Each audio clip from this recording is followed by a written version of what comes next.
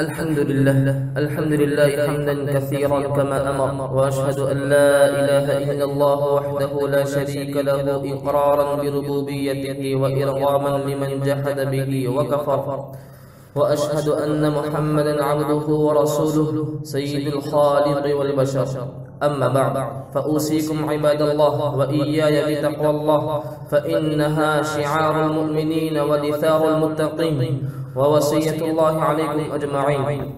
عباد الله، مما لا شك فيه أن العقيدة التي يحملها الفرد تؤثر تأثيرا كبيرا في توجيه سلوكه وتصرفاته، وأن أي انحراف عقدي أو ضياع للعقيدة فإنه يظهر في حياة ذلك الفرد الخلقية والعملية، وهذا يؤثر بشكل ملموس في حياة مجتمعه، لكوننا لا نستطيع أن نفصل الأفراد عن المجتمع. فإذا ضاعت العقيدة الإسلامية صارت حياة البشر في ضنك، فيصاب الناس بالقلق النفسي والاضطراب، ويحرمون طمأنينة القلب وسكون النفس. قال تعالى: ومن أعرض عن ذكري فإن له معيشة ضنكا ونحشره يوم القيامة أعمى.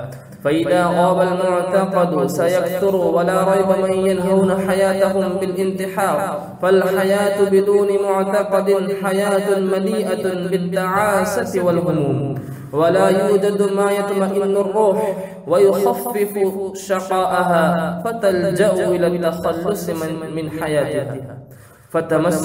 فتمسكوا بعقيدتكم الإسلامية الصافية، فهي سبيل النجاة وطريق الفلاح في الدارين، وبدونها لا حياة هانئة ولا عيش سعيد ولا خاتمة حسنة وسيكون المصير بئس المصير.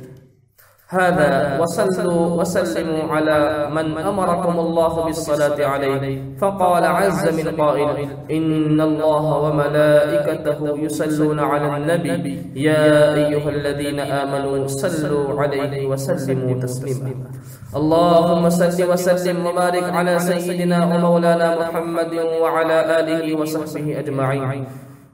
وارض اللهم عن الخلفاء الراشدين خليفة رسول الله سيدنا أبي بكر الصديق، وعن أمير المؤمنين سيدنا أبي حفص عمر بن الخطاب، وعن جامع القرآن وذي النورين والبرهان أمير المؤمنين سيدنا عثمان بن عفان، وعن أسد الله الغالب أمير المؤمنين سيدنا علي بن أبي طالب، وعن التابعين وتابع التابعين لهم بإحسان إلى يوم الدين، وارض عنا معهم وفيهم برحمتك يا أرحم الراحمين. اللهم وفقنا لما تحب وترضى، واجعل آخرتنا خيرا من الأولى.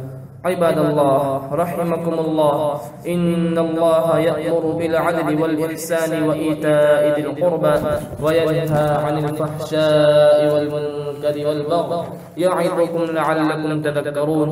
اذكروا الله العلي العظيم يذكركم، وادعوه يستجب لكم، ولذكر الله أكبر، والله يعلم ما تصنعون.